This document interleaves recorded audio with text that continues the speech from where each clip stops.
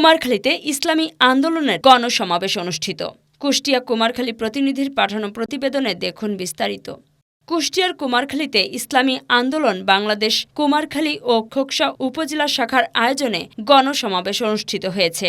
বুধবার বিকেলে উপজেলার পৌর বাস টার্মিনালে এ সমাবেশ অনুষ্ঠিত হয়। সমাবেশে বক্তারা প্রয়োজনীয় রাষ্ট্র সংস্কার, গণহত্যার বিচার, সংখ্যানুপাতিক পদ্ধতিতে সুষ্ঠু ও নিরপেক্ষ নির্বাচনের দাবি এবং দেশ ও ইসলাম বিরোধী সকল ষড়যন্ত্র ও চক্রান্তের প্রতিবাদ জানান।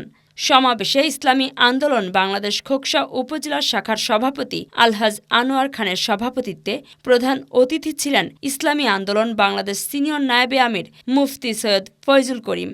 অন্যান্যদের মধ্যে ইসলামী আন্দোলন বাংলাদেশ যুগ্ম মহাসচিব মাওলানা কাজী আতাউর রহমান, ইসলামী আন্দোলন বাংলাদেশ কেন্দ্রীয় প্রশিক্ষণ সম্পাদক মাওলানা নুরুল করিম আকরাম, ইসলামী আন্দোলন বাংলাদেশ কেন্দ্রীয় সাংগঠনিক সম্পাদক মাওলানা মোহাম্মদ আরিফুল ইসলাম, জাতীয় ওলামা মাশায়েখ আইম্মা পরিষদ কেন্দ্রীয় সাধারণ সম্পাদক মুফতি রেজাউল করিম আবরার সহ অনেকে উপস্থিত ছিলেন।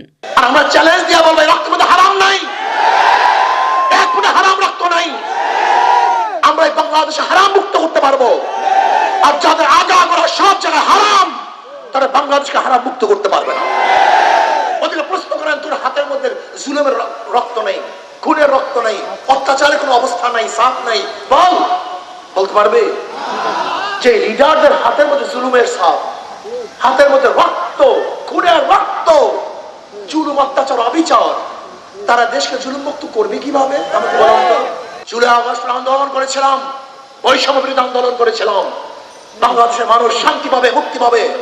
আমার শ্রমিকরা অধিকারের জন্য আর আন্দোলন করবে না, আমার বিধবা মারা না খেয়ে থাকবে না, বাংলাদেশের একজন মানুষের বস্ত্রহীন থাকবে না, বাংলাদেশের একটা নাগরিক খোলা আকাশে মিশার ঘুমাবে না, আমার বাংলাদেশের কোনো মানুষ আর চিন্তাই হবে না, অপহরণ হবে না, বাংলাদেশের একজন মানুষ বিনা অপরাধে জেলে ঢুকে ঢুকে মরবে না, বাংলাদেশের একজন মার বুক আর খালি হবে না, আমার বোন স্বামী হারার আর কান্না কাঁদবে না, আমার বাচ্চারা বাবার জন্য এতিম হিসাবে কাঁদবে না। বাংলাদেশ শান্তি থাকবে, মুক্তি থাকবে, স্বাধীনতা থাকবে, প্রত্যেক অধিকার বাস্তবায়ন হবে। এর জন্য আন্দোলন করেছিলাম, রক্ত দিয়েছিলাম, সামনের কাতার অগ্রসর হয়েছিলাম, নিজের বুককে বুলেটের সামনে পেতে দিয়েছিলাম।